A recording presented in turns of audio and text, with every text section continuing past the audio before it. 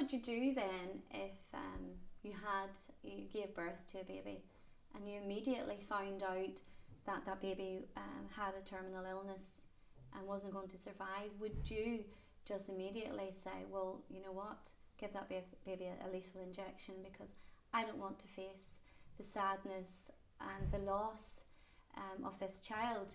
You immediately would wrap your arms around that child and you would give that child the love that that child deserved.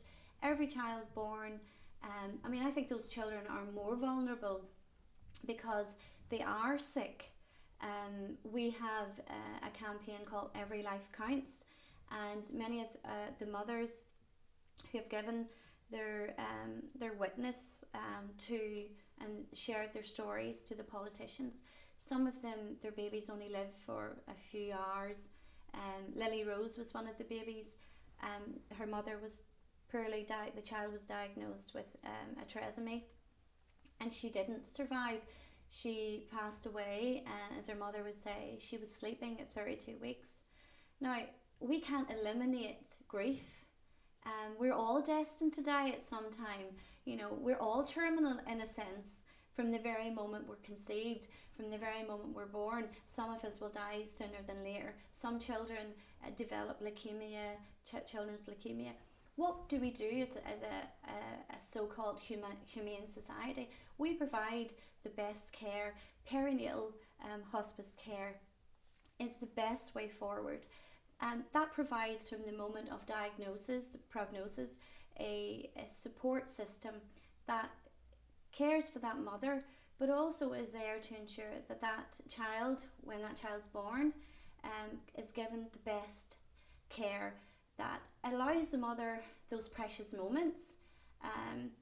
If a child is aborted, well, the mother still has to go through a grieving process. She's just ended the pregnancy earlier.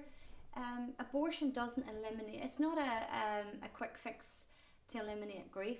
Grief is still there. Mothers who abort their babies still at some stage have to face the reality they have empty arms. They had a baby in their womb who was alive and kicking, and they ended the pregnancy. They don't get the chance, some of them, to hold the baby. Some of the babies, when born, are just dismissed as a non-human being. They have no graves to visit. So we want to do something that's kinder for both the mother and the child. Those children, some of those children and many of those children have been wrongly diagnosed and go on to live.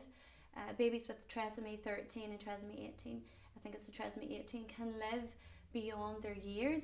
Some babies with, as they say, the life-limiting conditions go on to live longer than the diagnosis. There's no real prediction. Doctors have even shared that they can't say how long a baby will live, and they can't say whether that baby will have exactly what has been diagnosed in the womb. So, I would want, and I believe those children should be treated with the greatest respect, and I think they should be given the love and care that they deserve. Abortion doesn't eliminate the agony and the loss of an unborn child. It compounds it. So again, it's providing better care for both mother and child. I have been there at the birth of many special needs baby, one in particular that I helped the mother through the pregnancy. I was there to ensure that the Department of Health here in Northern Ireland provided that care and allowed the woman to have a C-section so as she could have those precious moments with her baby. Her baby lived, her name is Poppy Grace, she lived for 8 days. The mother and baby were transferred to a hospice centre, children's centre, and that gave her all the time that she needed. You never can come to terms with the loss of a child, and that would be either, why quicken it?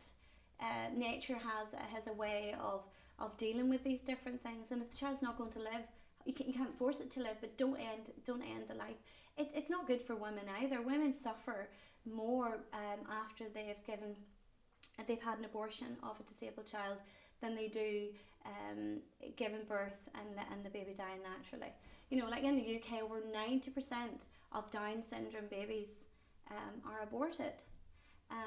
In Iceland, no Down syndrome baby lives to see the light of day. So you create a society that is disrespectful to those disabled in our community. So we believe that life is precious, whether that child has a life-limiting condition. But give the woman that care that she needs and deserves. By doing that, many women, tell their stories about how their baby impacted and touched their lives. But it's still wrong. It doesn't make it right to have an abortion in any circumstances. There's always a better way.